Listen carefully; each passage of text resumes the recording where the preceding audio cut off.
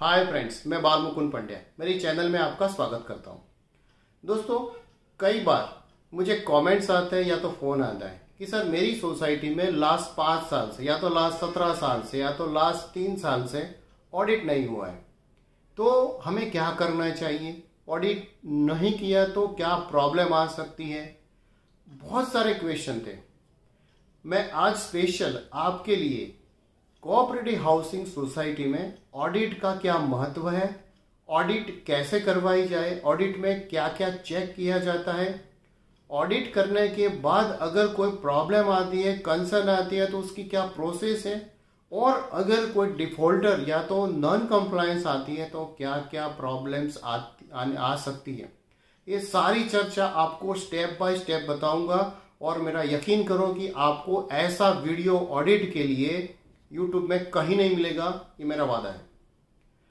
दोस्तों, अभी तक आपने मेरे चैनल को सब्सक्राइब नहीं किया तो सब्सक्राइब कीजिए, लाइक कीजिए और दोस्तों के साथ शेयर कीजिए। दोस्तों, मैं आपके लिए ऐसे इंपॉर्टेंट टॉपिक ढूंढ के और सही तरीके से आपके सामने रजू करता हूं, तो दोस्तों लाइक तो एक बनती है, और अगर आपको कोई प्रॉब्लम है तो प्लीज शेयर योर कमेंट्स। दोस्तों, लीजिए शुरू करते हैं। आज का टॉपिक है ऑडिट। कोऑपरेटिव हाउसिंग सोसाइटी या फ्लैट अपार्टमेंट में रहते हैं, उसमें ऑडिट करवाना चाहिए। सबसे पहले है तो यस, ऑडिट करवाना चाहिए। ऑडिट कब करवाना चाहिए? एवरी ईयर, जो आपकी रजिस्टर सोसाइटी है। दोस्तों, मेरे पास बहुत सारे क्वेश्चन आते हैं कि सर अगर मेरी सोसाइटी रजिस्टर नहीं है तो क्या है। तो दोस्तों, मैं आपको बोलता हूं कि अगर आपको ये टॉपिक के लिए आपको मेरे सपोर्ट चाहिए तो आप मुझे कमेंट करना कि sir cooperative housing society register कैसे करती है। अगर मेरे पास कम से कम 20 से ज्यादा कमेंट आएंगे तो आपके लिए स्पेशल मैं रजिस्ट्रेशन के लिए वीडियो बनाऊंगा।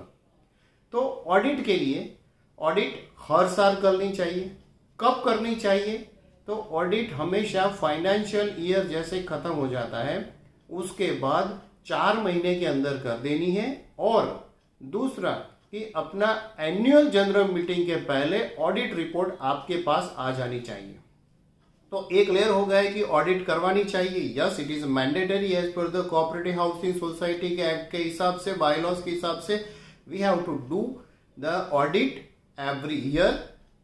4 महीने तक फाइनेंशियल खत्म हो जाता है तब। अभी ऑडिट कौन करेगा? ऑडिट के लिए आपके पास अगर सोसाइटी के अंदर कोई सदस्य है या तो कमिटी मेंबर है जिसको जानकारी है तो इंटरनल ऑडिटर आप उसको कर सकते हैं कि जो इंटरनल ऑडिट कर सकता है। अभी ऑडिटर का नियुक्त कौन करता है? तो ये तो इंटरनल हुई, लेकिन आपको जो ऑडिट करवानी है वो एक्सटर्नल ऑडिटर से करवानी है जिसकी नियुक्ति मैनेजिंग कमेटी करती है।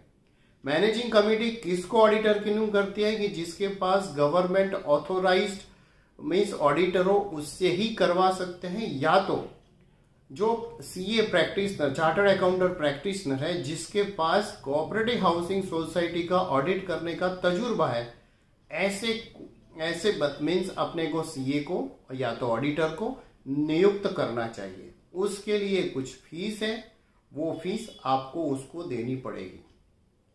दोस्तों, उसके अलावा कोई भी ऑडिटर को आप कंटिन्यूस 2 साल के बाद उसको नहीं रख सकते एज पर बायलॉज के हिसाब से। तो इतनी आपको क्लैरिटी आ गई कि ऑडिट कब करनी है, कौन कर सकता है, ऑडिटर का नियुक्त कौन कर सकता है, उसकी क्या क्वालिफिकेशन होनी चाहिए। इतना क्लैरिटी होने के बाद हम आगे बढ़ते हैं कि ऑडिट में क्या क्या चीज हमको देनी चाहिए।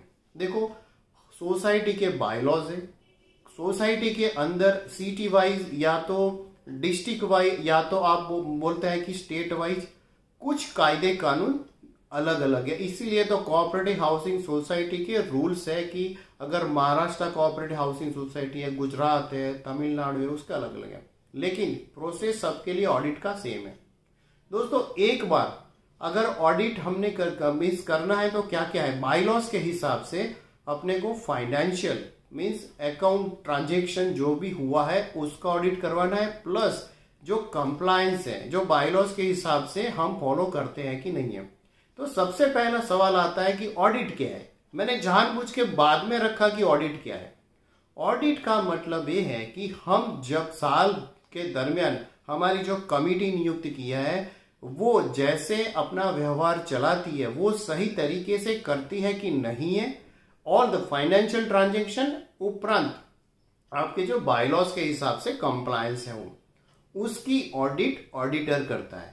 तो सबसे पहले ऑडिटर को क्या क्या देना है, जो भी हमारे रजिस्टर्स है, register in the financial transaction, हमने पे स्लिप दिया तो पे स्लिप जो हमारे साथ सिक्योरिटी गार्ड है उसको जो जो पेमेंट किया है वो, उसके बाद पेमेंट हमने लिया उसकी रिसिप्ट दिया वो, उसके बाद अगर एमओएम का रजिस्टर है तो एमओएम का रजिस्टर, उसके बाद हमने कंप्लायंस फुलफिल करने के लिए जो जो हमने मीन्स लाइसेंस रिन्यू करवाए होंगे या तो जो भी है एएम से लिया होगा उसके सारे के डॉक्यूमेंट की कॉपी उसको सीए को देनी पड़ती है।